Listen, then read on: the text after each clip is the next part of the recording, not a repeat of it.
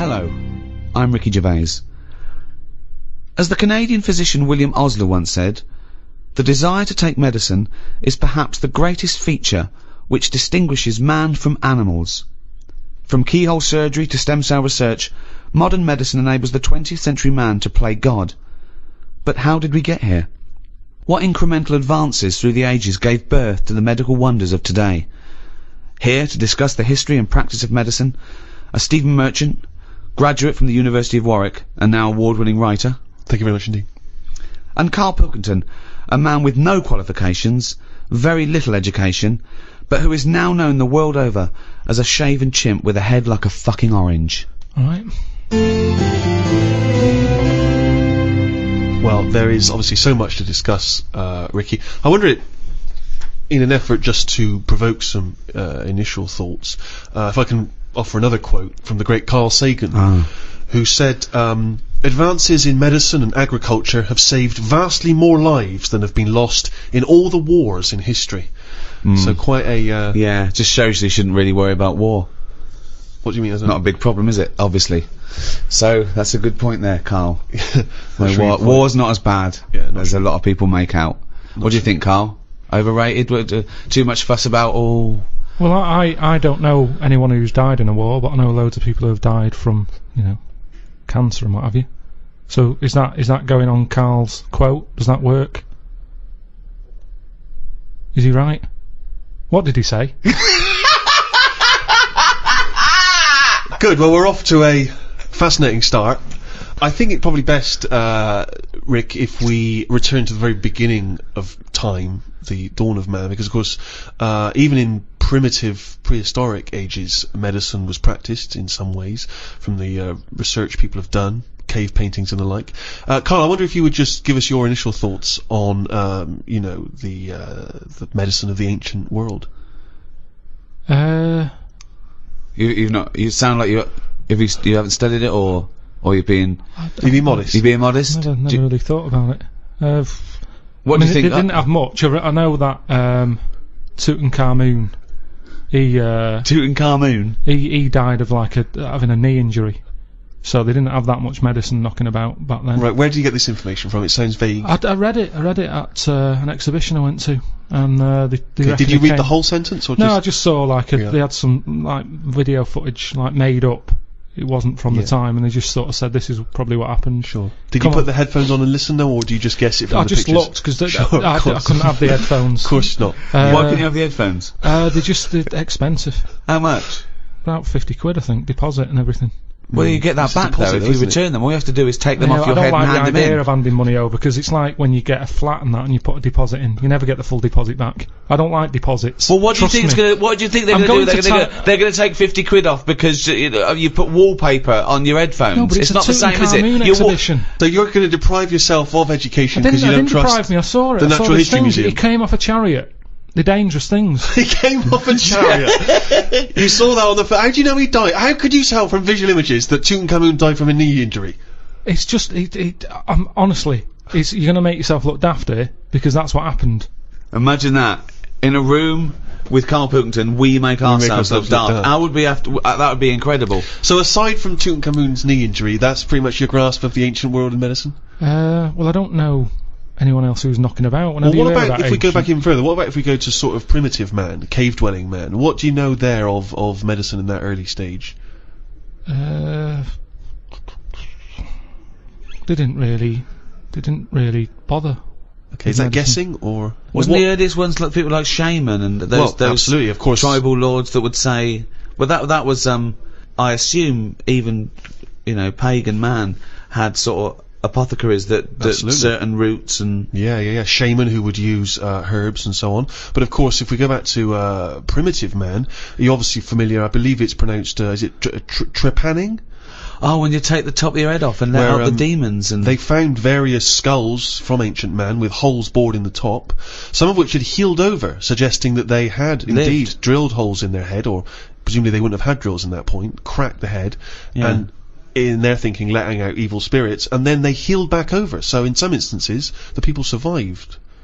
Don't you think it's fascinating that there was one point when man discovered that this thing that we now call the brain, which sort of houses the mind, he knew was in his head. It's not that amazing. Well, no, it's not to you, because you know it's there. But but back then, I reckon I'd know that's where it is. why? Can you feel where you're thinking? Well, it just makes sense to put it there. What do you mean? When you think and you speak, it comes out your mouth. So it just makes sense that whatever's near that is near to the mouth. If your brain was in your foot, it'd take ages for you to say anything. No, it wouldn't! Why? Yeah. This is like actually talking to a primitive man about his understanding of medicine. They would have more insight. By this point, we'd have just cracked open your head to get the demons out.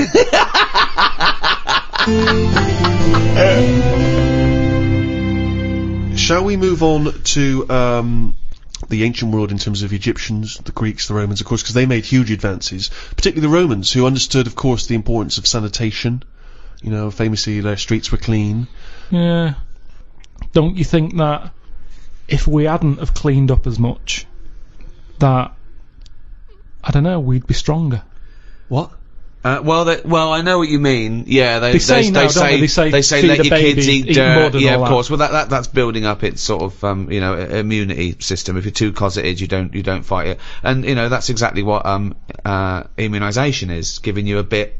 Yeah, but of it's the gone disease. mental now. Whenever a baby's born, he's drugged out of its eyeballs. It's only do you about a mean? week old. They're do you giving it mean? all sorts of shots. Like what? Loads of stuff for whooping cough. Yeah, you don't want whooping sugar cough. lumps. Tutankhamun could have died of whooping No, cough. but did you give it loads of stuff? And now it's like, I don't know, it's making us weak. Yeah.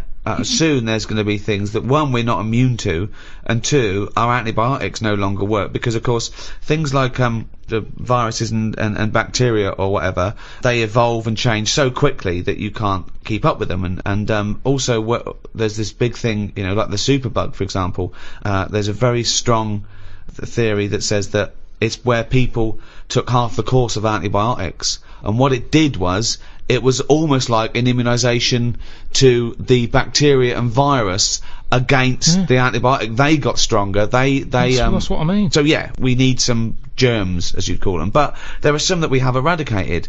I mean, I think it was in our lifetime that they eradicated smallpox from the world. They just stopped it, and it saved, millions and millions of lives, and they wiped it out. There are rumours, of course, that both Russia and America still have the smallpox virus under lock and key, which they could theoretically breed and use in a chemical warfare situation. Well, there was a bit of a scandal a few years ago, I think 10 years ago, where in a university laboratory, someone came across a marked yogurt pot in deep freeze that had smallpox in it. That was a hangover from the 70s. When you say it was marked, was it like someone's put their name on it because they don't want someone to eat their smallpox No, yogurt? I think they looked into it, and it was the deep frozen smallpox virus that thawed out They and just released. left in a fridge. Well, I think so. Yeah, it was an I don't admin understand. problem. I'm sure that it's somewhere. What I mean is, it's under lock and key or frozen at minus Well, that's 200 not good degrees enough, is centigrade. it? Why? Under lock and key and all that. It's not good enough. Get rid of it. Why are they keeping a little tub of smallpox knocking about? Well, are they not meant to be? Well, No, that's but a what was he lesson. doing there in the first place? To me, that's like in James Bond, where they don't kill him when they have the chance. There's always that little thing of, let's play with danger, let's keep a bit. Yeah. Well, it's Pop it probably next to AIDS in the Kiora bottle. I don't understand why you'd store that. Well, there's probably a presumption, it's probably an overhang from the Cold War, where people were thinking, well, listen, what if Russia's still got some smallpox? We better hang on to some smallpox. It's just clutter though as well, isn't it? You see, we're obsessed. We're keeping stuff. And it's the same with germs. We can't even say, get rid of that. We won't be needing it. Smallpox. We'll keep it just in case. Get rid of it. We've got this obsession thing again. It's saving everything. It's like how we save every animal, even a germ.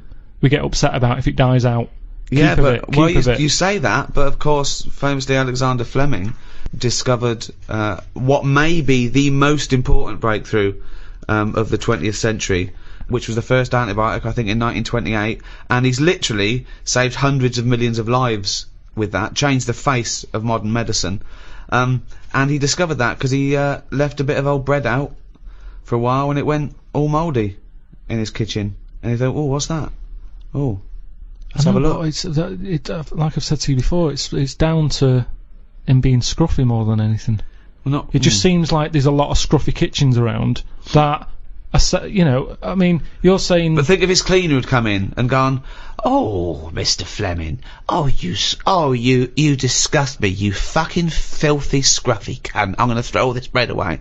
He's gonna go, Maud, what did you do with that old bread I left out? It'd gone green, sir, so I chucked it away. Oh, Maud, you dopey fucking slut. You've just caused millions and millions of people to die. Keep out of my fucking kitchen. I know, but don't put it there. It's the same way smallpox in So a you're on yogurt Maud's pot. side. It's in a yogurt pot. Wow. You're asking for trouble. But what if Maud had come in and thrown that away? Again? He couldn't shout at her. She's doing a job. I'd be annoyed if it was still there. Yeah, I'd so... say it's been here now for a couple of weeks. You haven't even asked. There's a lot of cleaners. That's part of the problem, I'd say. The cleaners. They're not doing the job. That's the problem in hospitals, isn't it? Yeah. There's filth everywhere. Well, they proved a point. In one hospital, they brought a team of people in to show doctors and nurses how to clean things properly, and deaths went down 30%. There you go. Just from properly washing your hands and properly washing the floor and things. That's amazing, isn't it? It's pretty simple. Just don't put, like, yogurt pots with smallpox in the fridge. Yeah, I mean, that's but a starter. Yeah, but you were saying earlier... let's let babies eat mud, don't inject them. Yeah, but let them crawl around a dirty floor, clean up the floor and no one will die. I did say that, but we've gone too far now. Babies are coming out mad. Oh, they can't handle anything now. Oh, he's got a runny nose. They're coming out all mardy. Get ill. Yeah, they get ill easy. They're not tough babies anymore. We're ending up with a load of weak people who need looking after all the time. That costs a lot of money. And they can't do anything. They're useless. Now, that doesn't happen in other nature. If a little weak bird is born, you see Bill Oddie saying that won't last. he says that won't last a week, and he's right. You watch it and he says, "Oh, that third baby that came out, it died." But and what's your point, Carl? That modern medicine, which can help people live to the age of 75, 80, that it shouldn't be doing that? It should let people just die off? Well, here's something, right? The estate that I grew up on, there's a woman there. Yeah. Scruffy Sandra. I like her already. Oh, it's great. It's so descriptive. Now, she had no chance, even if she cleaned up her act. Yeah. She'd come in looking like Pretty Woman. You go, "All right, Scruffy."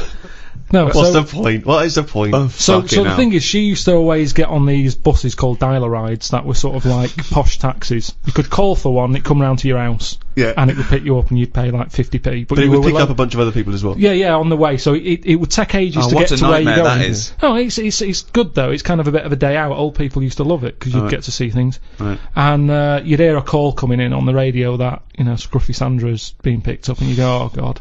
And she'd always have loads of bin bags with her for some reason. Now the thing is, Well, she sounds clean. she stunk. Well, she's taken out the Was bin she bag, homeless? No, she wasn't homeless. No, she used to she just didn't bath and that. She just stunk. But the weird thing is, Why didn't they call her Stinky Sandra? she never was ill. Right.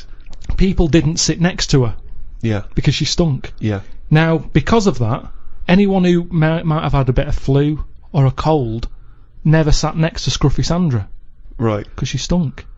But that was good. That was like a protection thing for her, because she knew that because she stunk, no one wants to sit next to her. She wouldn't pick up the germ. Right. Now, but this is quite... Your point is, in order to fend off illness, you have to not bathe, and so you stink. So you're saying that it wasn't that she'd built up an immunity, it was that she stank so much that flu wouldn't come near her. This is such a specific example. It's not applicable in any other scenario. There's always colds, there's always flu. It's whether your immunity is good or bad. The times I get ill are usually after like a long haul flight or something, when you're surrounded by it and you're run down a little bit. Or maybe if you didn't bathe for 3 days before the flight. Yeah. So, it's always there. There's colds and flus everywhere. That's interesting, isn't it, that more sort of colds are spread through shaking hands than people, just taking in the air. Because people sneeze into their hand, and they think that's sort of safer. But then they shake hands, and you get it on your hand, and it sort of dies in the air quickly, but it stays on your skin a bit more, because it's, you're nice and warm, lovely environment. So that's why some sort of germaphobes don't even shake hands anymore. Yeah, but that's going too far, because they're going to die or something. You can't be that paranoid. You've got to get on with your life. Loneliness. And it's good to feel ill, because when you feel better, you appreciate how good you feel. Doesn't make any sense at all. It's good to feel ill. Doesn't make any sense at all. No, it does afterwards. The other weekend, when I was ill, I don't know what was up with me, but I got something. Symptoms? Went to the toilet a lot, felt sick at the same time, got a sweat on, felt weak, had the shakes. Just a bug, yeah. Lasted probably about 24 hours. After that 24 hours, you go, oh, I feel good again. It's nice to feel good again. And it makes you appreciate how good you feel. Now, sometimes I don't know if I feel well. It doesn't make any sense at all either. What do you mean, sometimes you don't know whether you feel well? Because I've been in my body for years. Here he goes again. Go on, yeah. Here he goes again. Now, the two minds. If there was some sort of kit that the doctor said, how are you feeling, Mr. Pilkington? And I go, oh, I think I feel alright. And they go, well, do you? I go, I don't know. And they go, well, step into the machine, right? Get into the machine, and if he could somehow transfer my feeling into his body so I could feel how he feels, and then he can feel how I feel, and he'll go, oh, you're not well at all. Your heartbeat's irregular for a start. You're a maniac. This is... I don't know what's going on here. Because why don't you just accept that if you feel well, you know... Because you don't know if you feel well. Hang on, let's get this machine built. Sorry, why are people bothering studying AIDS? We got to get this machine built. Listen, this machine could do a lot of good if they could do it. Why? Because some people... You hear about people who go, oh, I think I've got a bit of wind. Before you know it, they drop down dead. Right? Because they didn't know. They just... Well... Didn't Mr. Jones have a sweat on, Mrs. Jones, before? Oh yeah, he did, but he always had a sweat on. Well, didn't it bother him? No, he was used to it. Happened for years. Why didn't you come in? Oh, So, and what would the right. machine do again? The machine would make my doctor feel like me. He'd be sat there and he'd go... Sorry, who's saying to Mrs. Jones, didn't Mr. Jones have a sweat on? The doctor. So the doctor knew he had a sweat on. Why didn't the doctor say, well, No. we better look at that? No, he didn't. He asked He's Mrs. not a very Jones. good doctor, though, is he? He's not a very good doctor, then. Yeah, but this is the problem now, isn't it? Right, so Because there's too Mr. many Jones ill went to the people. doctor and said, oh, I've got a sweat on, right? Right, so he'd go, well, I'll tell you what, get in the machine. So Mr. Jones gets in the machine. Yeah. The doctor hits the button. Mr. Jones gets into the doctor. The doctor goes, you have got a sweat on. I'm familiar with this because I had a fella in the other day with a similar thing. Take 3 of these. You are a mental case. I don't know what this is. Because- But why can't what the is doctor this- make that observation like a doctor Yeah, does? Why what can't the is doctor, using his knowledge, observe the I person tell with you the sweat why. on? I tell you This is why. like a scene from Ghost. This is like Right. Patrick Swayze. Listen, do you borrowing- know that time when I went to the doctor's and he said my nerves are too short? That doesn't make any sense at No, all. no, Well, what listen, I was- I've told you about it. I don't want to go through it again. But he looked at my legs and stretched them and that. He said, yeah, it's the old short nerves problem. Now, The old famous short nerves that problem. took like 3 visits before he worked that out. Right. But how would he be able... Just because if he was feeling how you were feeling, I wouldn't help him identify it, Yeah, would it? you're there in your body and you're not going, bloody hell, my nerves are a bit short. Doctor, you go into the doctor, okay, and we're just going to place Pilkington in. Right. Oh, I'll tell you the Pilkington's in me. problem. Oh, my nerves are too short. When my nerves were short, Are they not short already? Have they extended since then? well, I just have to do stretches and it's pull them about. Right. But when I had that, I'm not very good with words. Go on. So when I was going in saying, doctor, my knee's aching, and he'd go, what sort of ache is it? I don't know. Yeah. I don't know. It's just an ache. And Toothache. It's like a toothache in my no, leg. but it's different. Go It's on. a different ache. Now the thing Arseache. is, It's like an arseache. it's hard to explain an ache. So he'd Yeah. have to feel the ache, and then he could make an assumption from it. Thank you. So he would presumably go through training, going in the machine, and they'd bring in various sick people, and he would experience and feel every single ailment. Great. Yeah, but over. Doctor, I'm going to let you know now what a swift kick in the bollocks feels like, just in case you ever have to diagnose that. Oh, you can't! I can't remember that one. Yeah, but Doctor, now you're going to feel a spike up the arse. it's all about. Yeah. It's, Oh, I can't remember that one. Okay. No, Doctor- couldn't I just wait until the man comes in with a spike up my arse? No, you got to tell you so you know But when I you reckon feel I could it. assess it. If he's coming, he's got the spike up his arse, I'd You've be got able to to tell. experience everything before someone comes in and gets into your body like Ghost, and you'll know what it is. Hey, listen, let's not dismiss this idea out of hand, of course, because you'll famously remember, Rick, that Karl had the idea of a man who can grow backwards. So he's born as an old man, Yeah. and when he dies, he's a young baby. I think we're all looking forward to the new Brad Pitt film. That is exactly that plot. a bit strange. It's not really strange, is it? Because it's from a novel, I think written before Karl was born. That's true. That is true. Yes. Yeah, So but I actually- haven't read it. Well, so that's obvious. It's just an idea. and with all ideas comes something. Einstein said that. He said if an idea isn't... Go on. Wait. Just let him finish. We've got an Einstein quote here. Yeah. This is a historic day.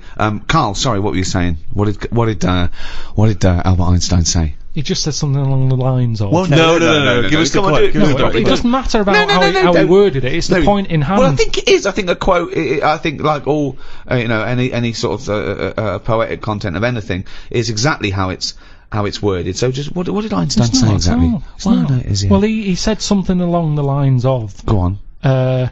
An idea. If an idea isn't daft... Oh, start again. No, come on, let's hear it. No, because he said if an idea isn't daft, it isn't worth thinking about. What? Say it again? If an idea isn't daft, it isn't worth thinking about. I can't imagine him saying daft. No, I can't. Well, it was something like that, though, meaning that every new idea seems a bit mental. Yeah. Right? It's a good But point. then it leads to something. Well, I'm not sure that but I think if we were sat with Einstein now and you'd brought up the machine that allows doctors to feel, I don't think he'd be saying we should pursue that idea. There's some ideas that go, I think the Earth might be round. People go, oh, you idiot, it's flat. And then there's people who stand in doorways covered in crucifixes with tinfoil on their head saying, Jesus is in my cock. Yeah. But Now, he's a mentalist. yes, but what I'm saying is, wouldn't you have said it was mental years ago when someone said, I'm going to make a machine so I can look inside your head? Years on, hello, get in the machine, we've got an MRI scanner. It's the next one along. They'd go, well, why are you looking in their head? It's where the brain is. I'll tell you what, we've got similar to it anyway, because I've read about this machine where, right, say if, put it on Steve, right? Go on. I wear a camera on my head. Right, if this is going to be I can see Steve's thoughts. No, but it's similar to that, and it works as well. So, I put a camera on Steve's head. Okay, it's changed already. Whose head's the camera on? I don't think it matters. Okay, Okay, fine. okay, well, okay, Let's okay. put Just the explain camera on it to Steve's me. head. Okay, Right, okay, we've got camera's- a camera on Steve's head. Right, What I've got on my head are some goggles. right, Over your eyes? Yeah. Okay. okay. You've got the camera. Through my goggles, I'm seeing what your camera's seeing. And where's the camera? Is it looking out from my eyes? Yeah. Right? So basically you can see what I can So see. I'm seeing what you see. But couldn't you just stand where I'm standing? Well, it's just a monitor. Well, that happens now. Yeah, we can. You can listen, all have the I'm same finished. monitor. Hang on. So Okay. wait. So, how does it work now? Hang on a Well, minute. wait. Hang on a minute. This is you're at the Royal College of Surgeons. You're presenting this idea now. Everyone in the world is sat down here. The eminent scientists are going to Karl Pilkington. He's a genius. He's got an idea for cameras and goggles. No, you're saying this already exists. This has just come out the other week. Oh, okay. Put a camera on Steve's eyes. He sees through the camera. What I've do you got mean? the goggles Why on. is he seeing through a camera? I don't know what you mean. He's just got it's Wherever he looks, the camera's looking. Okay, so it's a camera, right? Okay, It's yeah. a camera on his head. He's not seeing through it. It's just seeing what he sees because it's pointing in exactly the same direction as his Yeah, eyes. if he turns his head to the right, Yeah, exactly. I will see. So it's monitored to tell you. So you're looking at a monitor, really. Right. So one of the simplest ideas, but it's taken us 20 minutes to explain it. Yeah. Okay, go on. Right. So it's the same as a cameraman pointing the camera anywhere. We're watching the telly. We're seeing what the cameraman sees, basically. Go on then. but it's not like you that. just invented television. Well done. Okay, right. So I've got the camera on my head. It's seeing what I'm seeing. Go. Right. You've got goggles on your eyes. I've got goggles on. If you turn right, I feel like I'm turning right. Okay. Now my Yeah. brain gets Yeah. to a point that if you wear it for long enough, that brain thinks it's you. Because what happens What? is, because the brain's being kidded. At the end of the day, my brain thinks it's seeing everything because my eyes are looking at stuff. Yeah, no, that's true. That's true. But it doesn't think I'm Steve Merchant. It experienced what Steve's see this like a virtual reality. No, but that's the weird thing. If you wear it for long enough, the brain's sort of seeing it like Steve's arm go up to his head and scratch it, and it gets to a point where the brain feels a scratch, even though it's not scratching my head. So they're saying this is like you're kidding your brain, basically. I can see kick how your that would brain. work. I But see you're how not. that would work. You're not going to believe that you're me. No, you're not going believing to you're Steve start Merchant. experiencing life as I experience it. No. My brain would. What do you mean your brain would, but you wouldn't? Because We've I'm done this, kidding. Steve. I'm kidding the We've brain. done this. Yes, but you couldn't kid it into thinking you're me. You wouldn't forget that you're Karl wearing a contraption. But what it was saying is if someone went up to your stomach and started tickling you, my brain would look down and see that someone is tickling me. Yes. Yeah. And I'd start laughing. I can understand you No, might. you wouldn't. No, you would. Well, yeah, you might do because it might be a confusing But stimulus. yes, but the point is, there may be certain physical things which you experience through it, but you're not going to stop thinking, hang on, I'm Carl wearing the mask, are No. you? But you can do that. You're thinking you're Carl, seeing all the things that actually. What, you're going to Steve's start having memories that you think are what, your memories are going to change? You're not going to remember your name, you're not going to remember Suzanne's name? What were you talking about? No, but say if we did that at that event with a load of students in front of us, I'd remember that day through your eyes.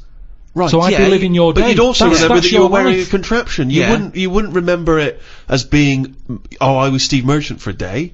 But I kind you'd of have different was. thoughts because you'd access. But look, Carl, listen. I sat down and we watched the same thing. We watched a bit of Brokeback Mountain, and we all had different thoughts. Yeah, because we're all sat in different places. No, roughly speaking, we had the same experience when we're looking at the same thing. But it doesn't mean you assess it the same way, it doesn't mean you understand it the same way, and it doesn't mean you apply the knowledge in the same way. No, I understand that, but... It's an interesting experiment. It is interesting. It'd be interesting to see it live... you're actually living... It's a different window to the world. Well, yeah, say if, like, I was a fellow with no arms and legs, but these goggles had a really long lead, and you went about living your day, and I was looking through your eyes... I could have quite an interesting life. Yes, you could, Without but you wouldn't stop remembering that you're the person wearing the contraption. And also, but what is life? Life is what you experience. Yeah, but if Steve went off, but you'd know this, wouldn't you? I mean, would you? If you stuck one on a baby? Well, yeah, that's different. Yeah, well, I mean, if a baby knew no different, and those were his experience, then he would be feeling what he thought he was. Then there'd be nothing. But then. You know, let's face it, tickling someone is the sensation. It's not the thought, it's not the concept of being tickled is funny. Because if someone goes to tickle you, but they don't tickle you, you can actually laugh, can't you? Because you go, oh God, I know what the feeling's going to be like. Yes, because you've already experienced the real thing.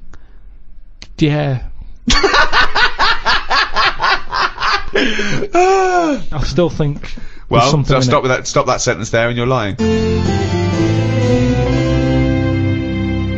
Let's go back, if we may, shall we, to just some of the extraordinary early developments in medicine. Do you mind if we... yes. If we go back, just get back on message. There are, of course, a number of extraordinary developments. You may obviously be aware, Carl, that the first contraceptive diaphragms, centuries ago, were citrus rinds. Half an orange rind, for instance, would be used. I mean, more selfish men turned them inside out. I believe that's also still being used in parts of Manchester. For what? An orange. Just think of your head. And it worked? Well, we don't know at this juncture. I mean, maybe... I don't know. It worked as a contraception because women went, fuck off, what are you going to me with a fucking orange on your cock for, you dirty cunt? But it could, I mean, again, it's that thing, innit, of we look at it now and we laugh, but look at what's happening. People now are always trying to get us to eat more fruit. I don't. Amazing. That's a way of getting. I thought for a minute he was going to say, okay, so they start with, then they went from the orange rind to say a coconut shell. That was too big. That didn't work. Run! Here comes Coconut John. No, don't put half a pineapple on your cock. That's insane. Yeah, that's mental. And then somewhere down the line, they finally got to contraception as we understand it. Is that? I thought that's where you're going, but no. Something about eating oranges is healthy for you. What I'm saying is, if you go into any well-known supermarket and you look at, say, some young kid who's had a kid, and you look at stuff in their shopping basket, they're not buying fruit. They're buying, you know, burgers and chips. Turkey Twizzlers. Crisps and all that. No, but they love having it away. Get some fruit in. So they definitely have fruit in the house, which at the moment, a lot of kids don't have fruit in their house. That's why they're eating Turkey Twizzlers. But the mum loves having it away. So she would have loads of fruit in. So everyone's happy. If she was using an orange for contraception, she would also be giving the kids. Well, you won't waste so half the orange she'd give to the kids, and half the orange she'd stick up her fanny. Yeah, a treat for everyone. Have a bit of fruit, and she's got what she wants. Whereas at the moment, what happens? A burger's not coming in helpful for anyone.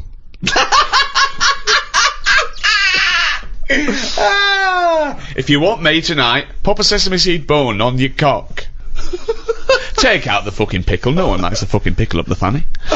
Oh, he's a bloody romantic. He popped a plum roast sausage up my fanny yesterday. He loves me. Oh no. Right.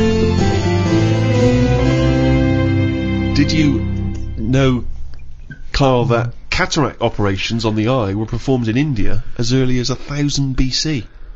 And in Babylonia, in the same time, the fees of eye surgeons were rigidly fixed by law and were quite generous. So, for instance, if you're a very rich person, it cost you about 10 shekels. If you're a slave, only 2 shekels. But if the rich person lost the sight of their eye after the surgeon had operated, they would cut off the hand of the doctor. What? So he gets one chance at it? Well, he doesn't want to screw up. Yeah, I know, but everyone's allowed a couple of errors. That's how you learn, isn't it? That's a stupid rule. But then again, I don't know why they'd be so worried about their eyes back then. What do you mean? Well, there was less to look at back then. What do you mean? Well, like now, I saw a fella on the tube on the way here today who was blind. Proper, fully on blind. Blind? Now, for him, I just was like, oh, that's so depressing. Right. So much to see in the world now. Loads of stuff. Right. Art, buildings, and all that. Now, back then, if these people did have sight once, the pyramids, you remember it in your head, and that's enough. There wasn't loads of clutter anyway. It was all sand. So even if you fell over because you're blind, at least you landed on something soft.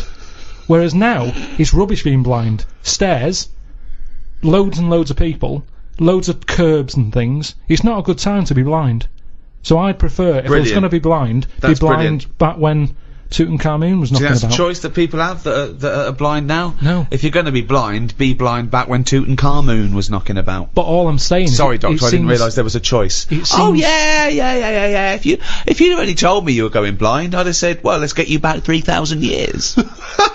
It just seems a bit harsh, that's all. When someone's trying to help you and operate on your eyes, and they have a little bit of a slip-up, like we all do in jobs. You have a bad day, and he has to have his hands cut off. Then who's helping him? Who puts the hand back on him? And if they don't put the hand back on him right, do they have something done to them? They're blinded. Well, it just seems like yeah. a no-win situation. I wouldn't be a doctor, and maybe that's why there aren't enough doctors about now, because of things like that that put people off. I don't think so. Well, I wouldn't be a doctor now. Why? Look at the hassle that happens now. You're being watched all the time. You're not allowed to slip up. Right. Well, that's generally quite a good rule, isn't it, that doctors don't make mistakes? No, but you've got to... I'd say at the end of the day, it's a complicated job. I'd get more annoyed when, say like the fella I've got round coming to fix my boiler. The fact he keeps having a go, he keeps charging me 80 quid, he don't really fix it. Is it still not working? I haven't cut his hands off. No. He keeps coming back. Oh, I'm a bit short on money, let's go round to the Pilkington household. Charge him 80 quid again.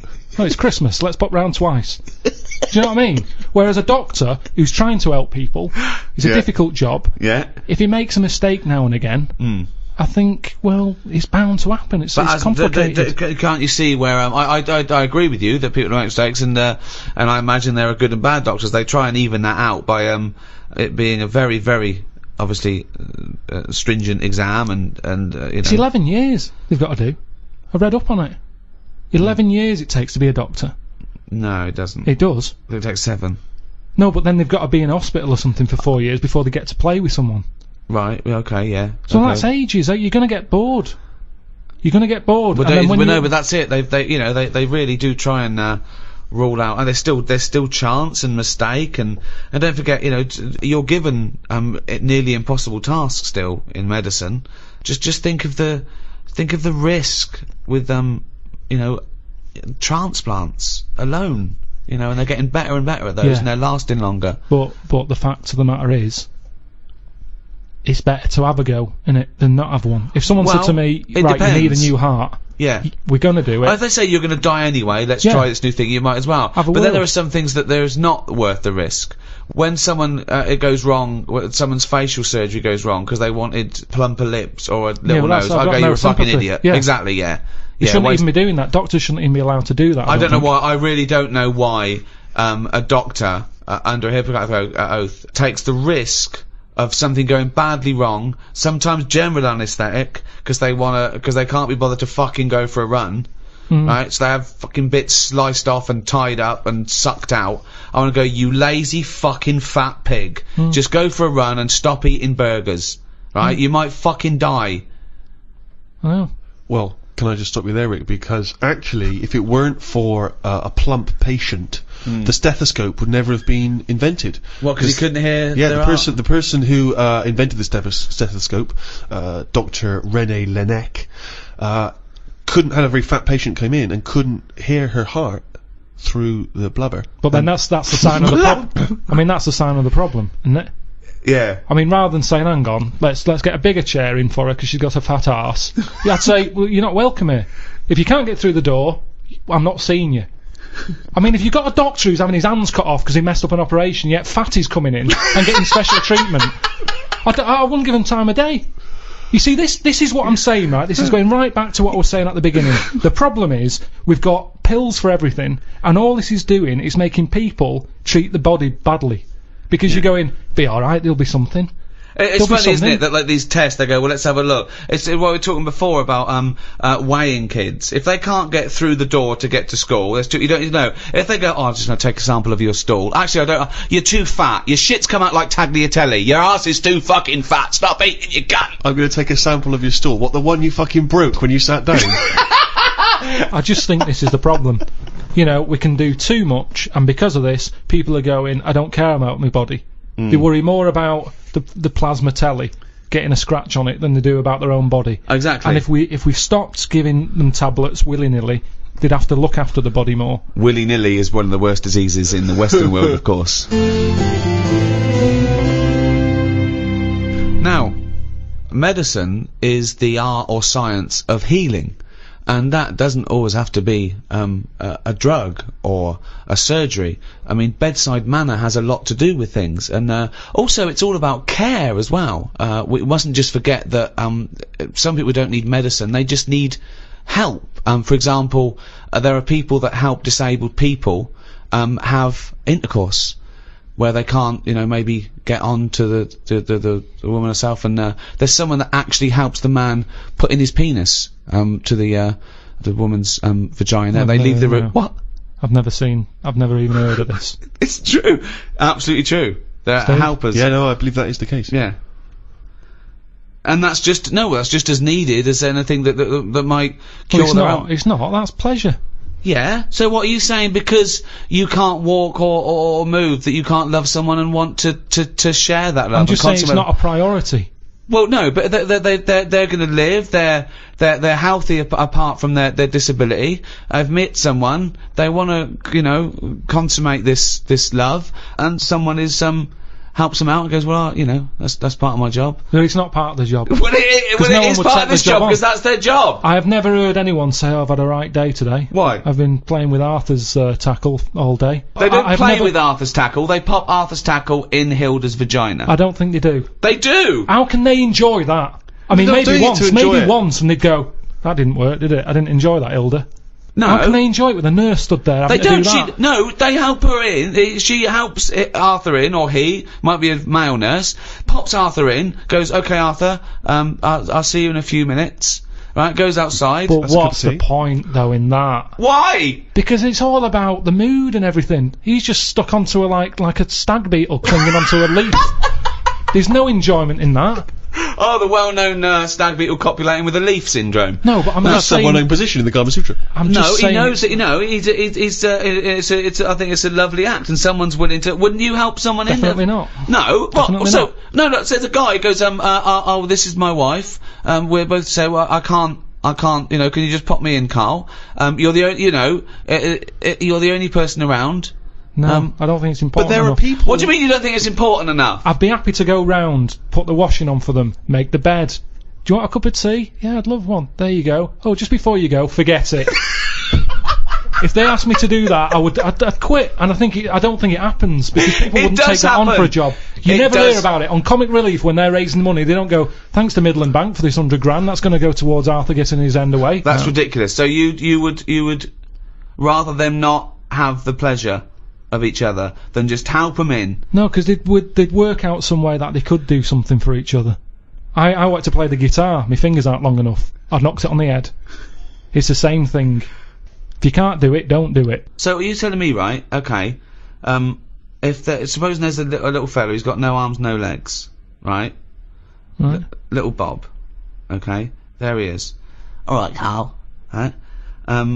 He's got a friend, another little fella with no arms and no legs. Alright, Carl. Right? They love each other. Two little fellas. Two little dwarves with no arms and no legs. Okay? Lovely little fellas. They get married. Okay? Carl, you can't put my penis up my boyfriend's bottom, can you? No, I can't, no. Why not? No, do you need anything else doing? No, I'm fine, yeah. No, it's weird how you can manage everything else. Well, no. I'm here to help you, everything else seems to be sorted. Well, just in the chair. Why do you need help in this department? Well, because he's over there and I'm here, and if you just pop me in and just leave No, I'm us not there. doing that, it's not good for you. You've lost your arms and legs, you'll be losing that soon if you carry on sticking it up there.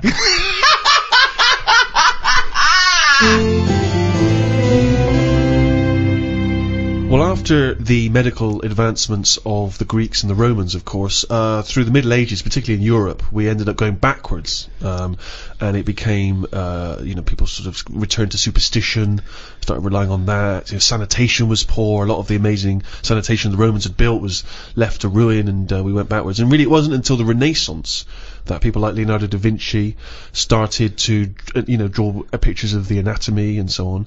Well, putting scientific evidence and experimentation behind the theories, as opposed to someone with a big cauldron saying, if you bury a toad, your warts go away. Exactly. He looked into this and then thought, well, maybe they don't.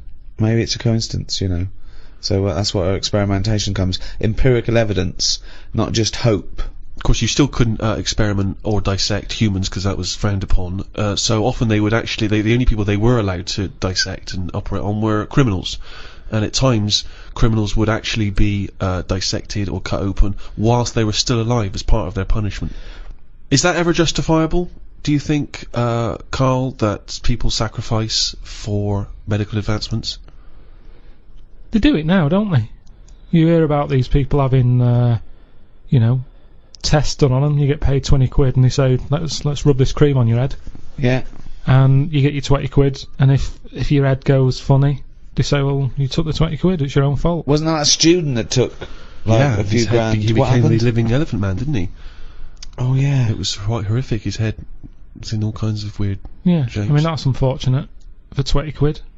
But I'd say do it on the ill people, because they've got nothing to lose.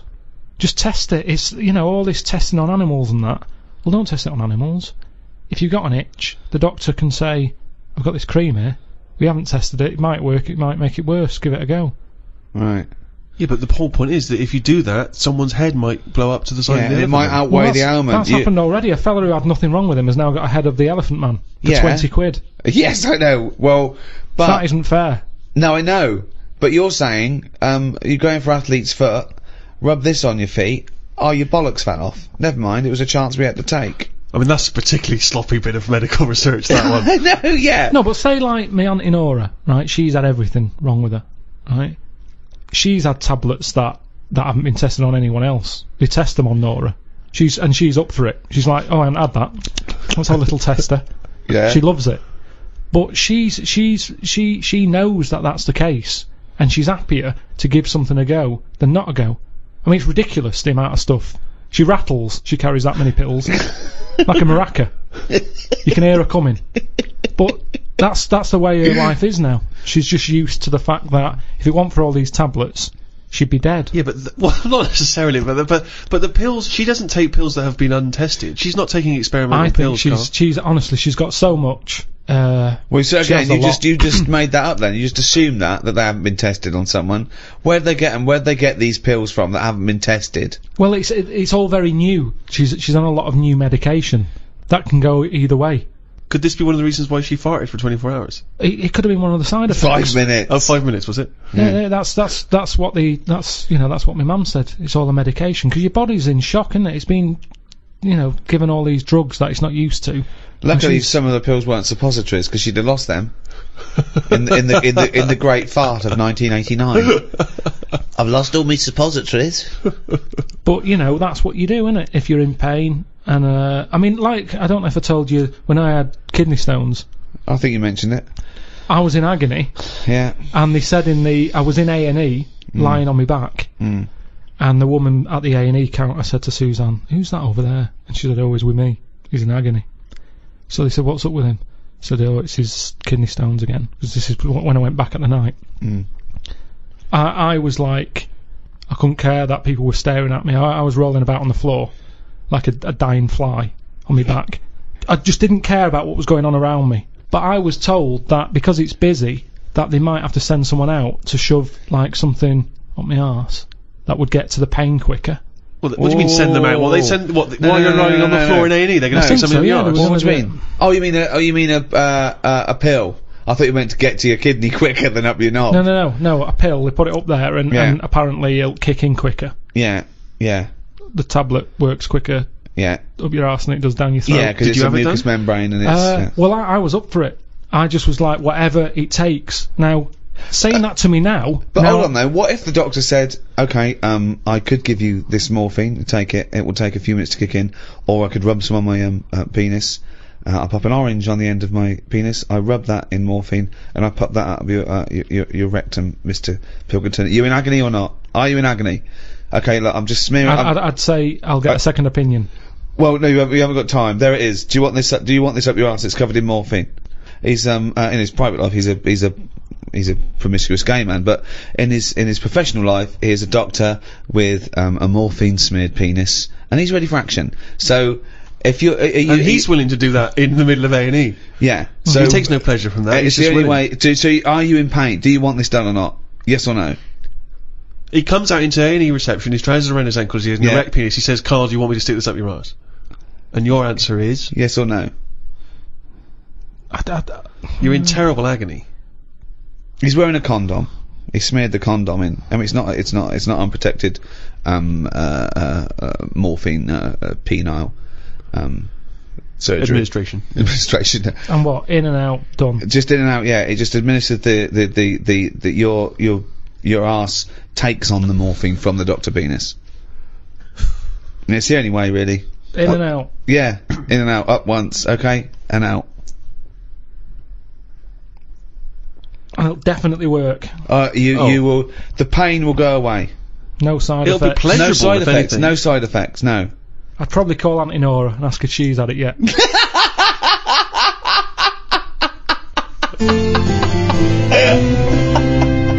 Can I just return us back to where we started from? Because in Ricky's introduction, he said that modern man, in a sense, with all the technology we have, can play God. And this is something which is huge now. A lot of ethical discussions about things like stem cell research. Should we be interfering in what should be a godly terrain? You say no straight away. Straight away, no. I think they're sort of like messing about now. I think that's the problem. We've got the tools and they like to use them. And that's what happens. I've got a sander for Christmas, and I can't wait to sand stuff. I can't even think of enough things that need sanding, but I want to use it. And not scruffy sander. And that's the problem, innit? If you've got the tools, you can't have the tools and say, pop them in the shed. Well, no, I don't want to use them. Got a new tool here. Right. Sand the shed down. That's the problem, innit? All these medical people. That's what happened in the Hulk, innit? Yeah, well, again, I'll just say that is a work of fiction. The Hulk. Yeah, but with all fiction comes the future. Yeah. So, certainly in science fiction. But the problem is, this is what I say is the problem. We can sum it up here if you like. I think it sums it up. Go on. No, this is is it a quote from someone? Well, yeah, he is one for sound bites, and it just saves a lot of time. Carl's quote. You don't have to study the book or anything. So let's sum it up there. We're gonna end it here, but we're gonna end it with this quote from Karl Pilkington. Karl, shoot me.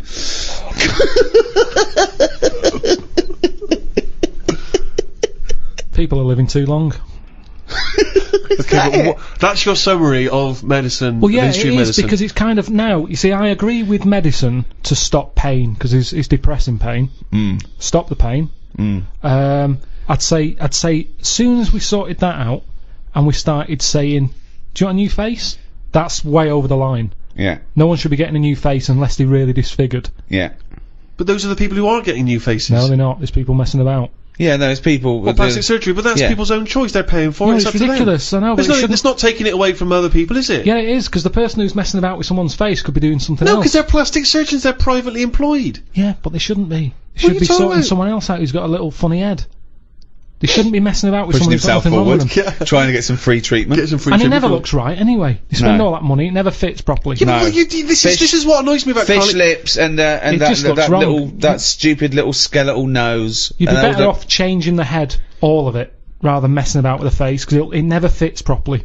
But you've completely, as a form of summary, you have completely gone off tangent. No, on That's off not the a mark. summary yet. Right, I have one right, more go. so- This is the real one. Yeah. Okay, Carl. Sum up our global guide to medicine. Go.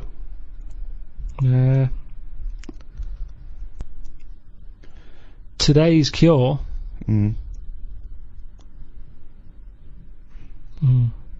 Today's cure. It's something like that. It'll be something like. Today's cure is tomorrow's headache. It's all right. That's all right. Because what I'm saying there is, Go on. we can come up with stuff. We can come up with a tablet to get rid of headache. Tomorrow, your headache's gone. Your leg's hurting. So today's cure is actually tomorrow's leg ache. So today's cure is tomorrow's leg ache. Yeah. But ages ago, I said to you, don't solve problems, Yeah.